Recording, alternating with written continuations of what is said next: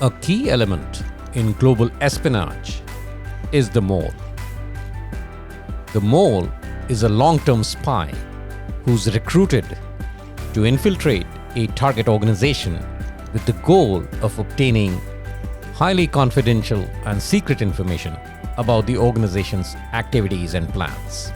Since moles operate like they are part of the organization, they rarely raise suspicion, which makes them more effective in espionage. Welcome to the Why in History. I am Ajay Kaul, and today we focus on highly scandalous but daring stories of espionage which involved moles. In the 1930s, during the era of the Great Depression, there was a lot of backlash against capitalism and an emerging sentiment in favor of communism. Communist parties were quite active during this time across Western Europe and the United States. And in this backdrop, 5 Britishers at Cambridge University, England, were recruited by the NKVD, the forerunner to the KGB, to spy for the Soviet Union. Decades later, these 5 would be collectively known as the Cambridge Five. And these 5 were Kim Philby, Guy Burgess, Donald MacLean, Anthony Blunt, and John Cairncross. Now let's look at each of them individually and see how they contributed to Soviet intelligence. Guy Burgess started supplying information to the Soviets around the year 1936 when he was a correspondent for the BBC. Politically, he was well connected, and his conversations with the British MPs and politicians were invaluable to the Soviets. During World War II, Burgess juggled several high-ranking jobs, varying from the correspondent at BBC to working for both the British spy agencies MI5 and MI6. It was actually his connections that got him a position at the MI6 Propaganda Division Section D without being properly vetted. While at MI5, Burgess was able to smuggle copies of nuclear weapons development documents to the Soviets and inform them of Britain's plans to form the Intergovernmental Military Alliance between Europe and the US, aka NATO. During the course of his career, Burgess is supposed to have delivered hundreds of top-secret documents to the KGB.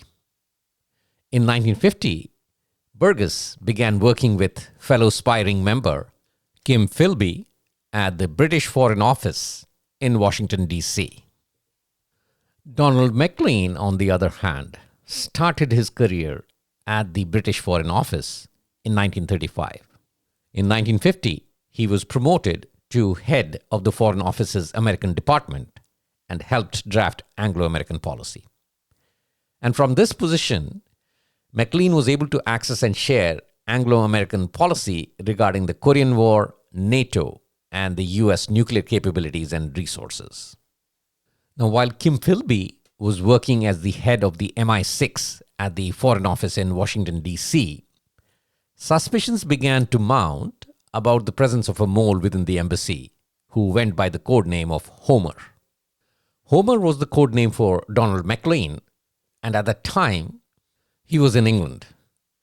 So Kim Philby, who by now was the ringleader of this group, sent Burgess, who was working with him at the embassy, back to England to warn MacLean under the pretense of bad behavior. Burgess himself was under no suspicion at that time, but he, along with Donald MacLean, defected to Moscow. Their sudden disappearance made headlines, leading to the correct assumption that they were spies. And this was confirmed in 1956 when both of them appeared at a press conference in Moscow. Kim Philby joined MI6 in 1941 and quickly rose through the ranks of British intelligence. He became head of Section 9, the Soviet counterintelligence section, in 1944.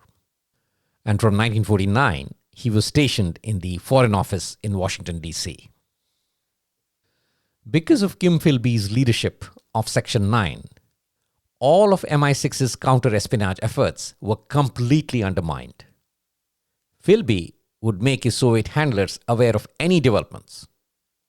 And the most treasonous of all was him providing information on the Venona project to the Soviets. The mission of the Venona project was to decrypt messages sent by Soviet intelligence agencies in secret code.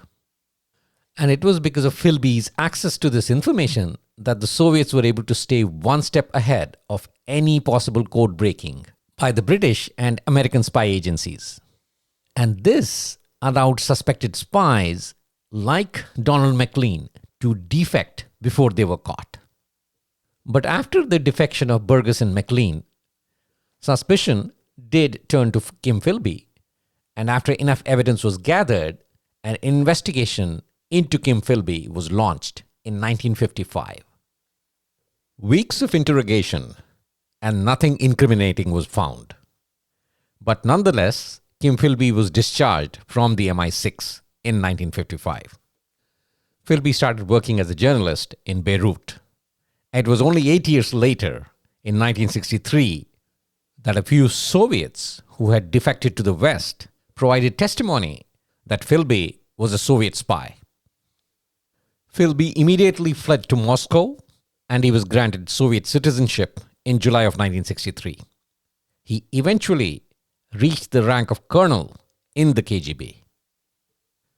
Can a knighted British citizen spy for the enemy? In case of Anthony Blunt, the fourth member of the Cambridge Five, the answer is yes. Anthony Blunt was a leading art historian, and he managed the art collection of the royals as the surveyor of the Queen's pictures. He was knighted in 1956 for his accomplishments in this role.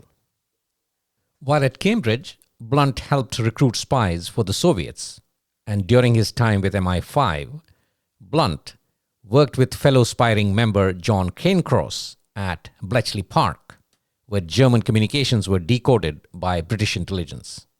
And from this position, he passed on secret information regarding British code-breaking intelligence against the Germans to the Soviets.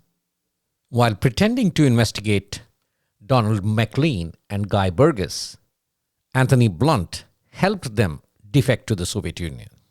Blunt was unmasked as the fourth man in the Cambridge Five by an American whom he had tried to recruit while at Cambridge.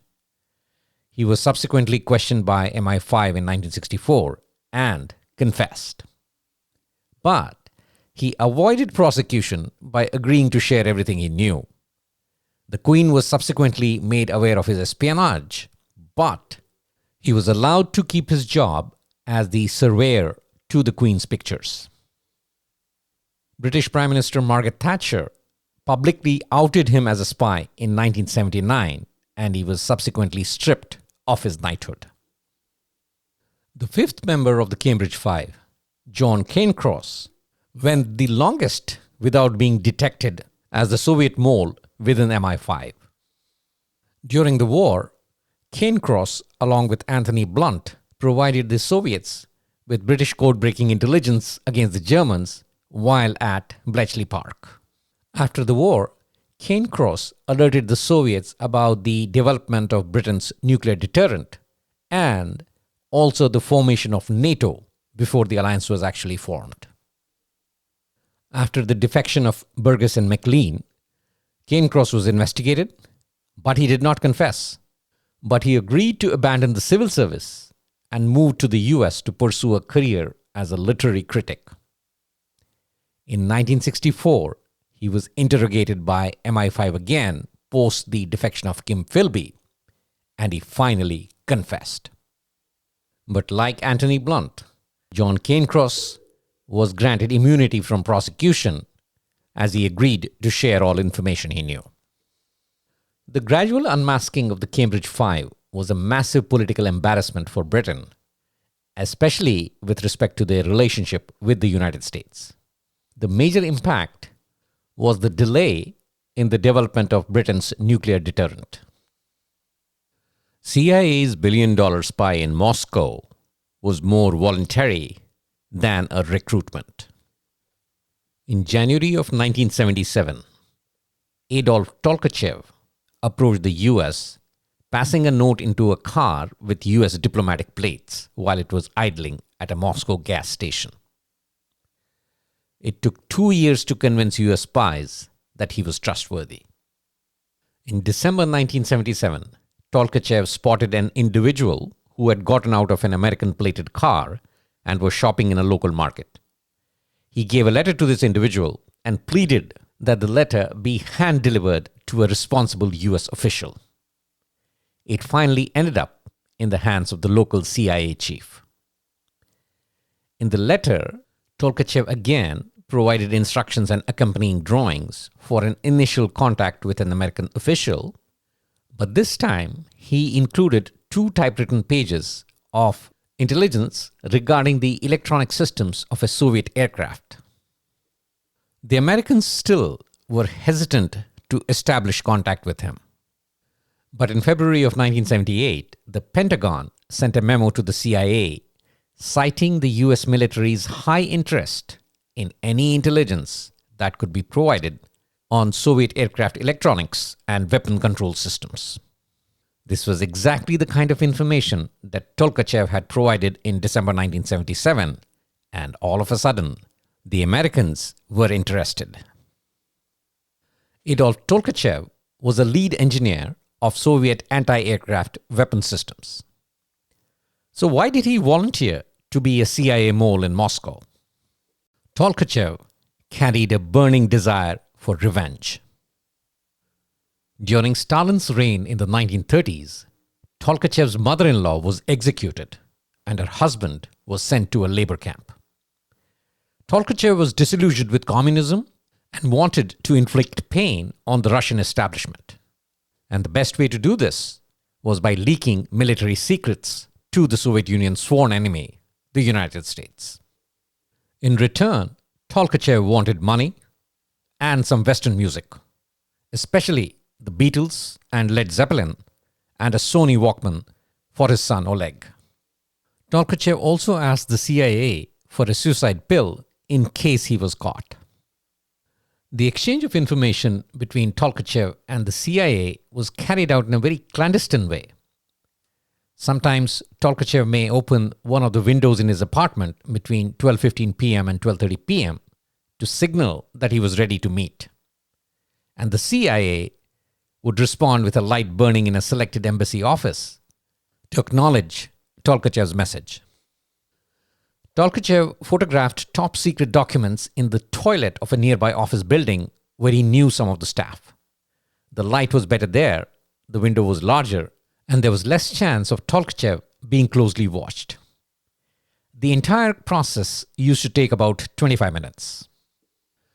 During the course of this engagement with the United States, Tolkachev provided a colossal quantity of documents, and these included blueprints and circuit boards on the latest aircraft and air defense systems being developed by the Soviets.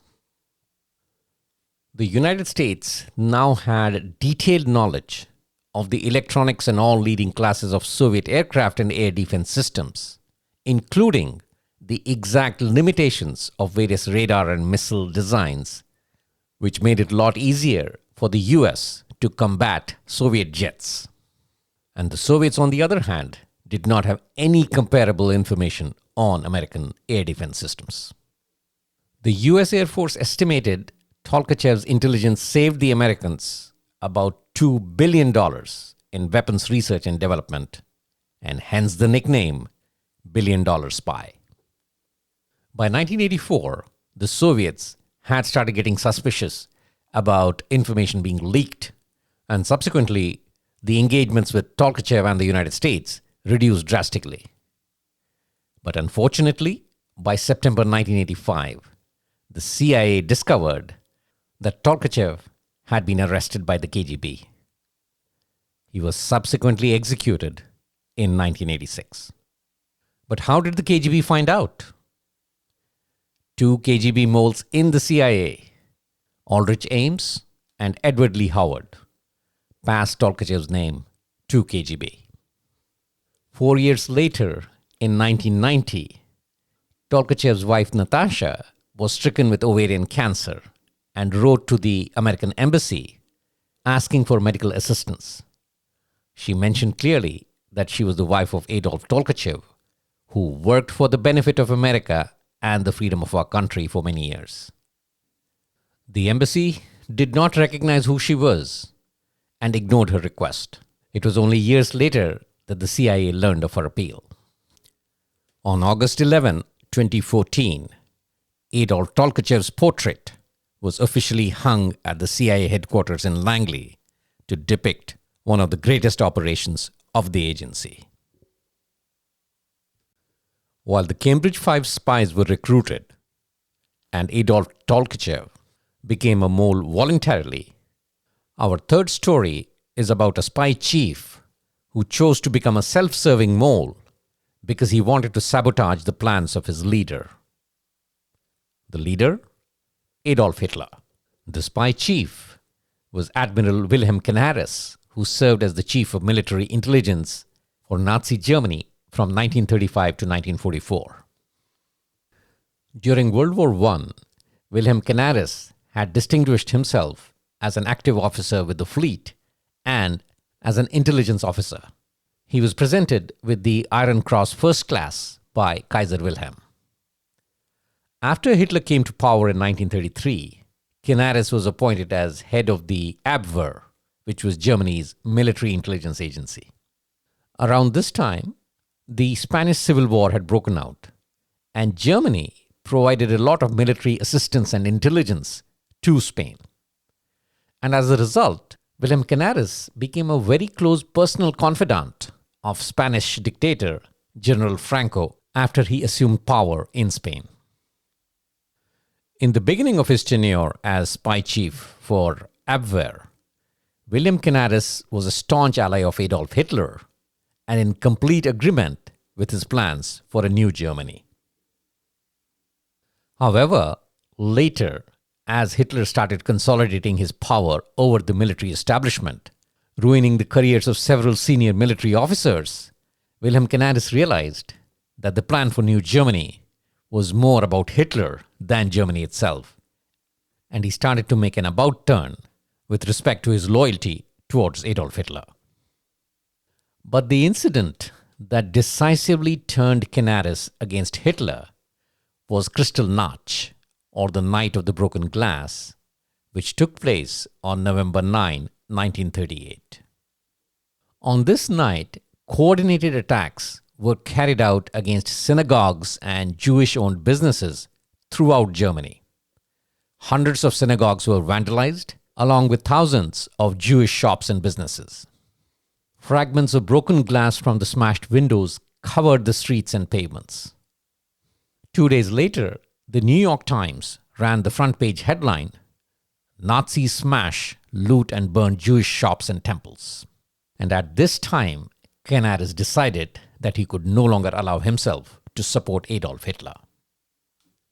But Wilhelm Canaris did not resign. Instead, he used his rank and authority to protect the Jews and sabotage Hitler's plans.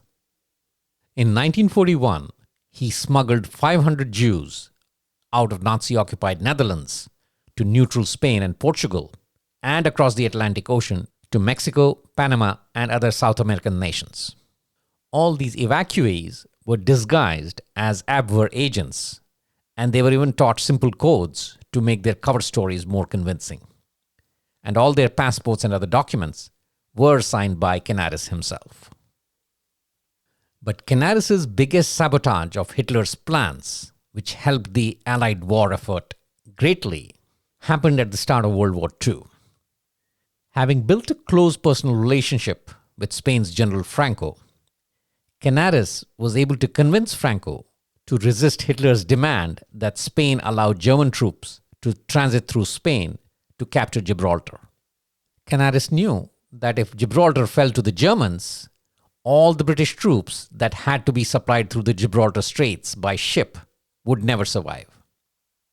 Hitler would have dominated the Mediterranean. In fact, nothing would have prevented Germany's Rommel to overrun that entire region all the way to Saudi Arabia, where the British derived nearly all of their oil supply. As the news of Nazi atrocities began leaking out, Canaris used one of his agents to get the information into the hands of the Vatican in Rome. And these reports gradually made their way to British intelligence, and Sir Stuart Menzies, the head of MI6, started to take notice. Now, during World War I, Canaris had built a reputation, especially with the British, of being very deceptive. So there was a high degree of skepticism with respect to the authenticity of these reports coming in. But Sir Stuart Menzies did meet with Canaris on several occasions in Lisbon and in Spain during the war. What was discussed is still shrouded in secrecy. Some speculate that the possibility of assassinating Hitler may have been discussed, though Canaris had never shown any interest in that approach. He had preferred to see Hitler defeated rather than assassinated. However, during the months leading up to D-Day, Canaris is supposed to have shared a lot of reports regarding the German defenses in Normandy. In fact, the strategic importance of Canaris's reports to the British intelligence is confirmed by American intelligence officer Colonel James O. Curtis. According to Colonel Curtis, Canaris's most important service was to give us substantially the complete order of battle plans for the German army, together with the plans that they had worked out for coping with the invasion. Undoubtedly, it was one of the key pieces of information that the Allied forces used during their invasion of Normandy. But the German intelligence, the SS, and the military establishment had started becoming suspicious of Wilhelm Canaris, and he was conveniently implicated in the failed assassination plot on Hitler on July 20, 1944. And during the course of the investigation, he was outed as one of the leaders of the anti-Nazi opposition. By April 8, 1945, Canaris was tried, found guilty of treason, and sentenced to death. He was hanged the following morning, just a few weeks before the defeat of Germany in World War II. And on that note, we end this section of the program. On to the quiz section.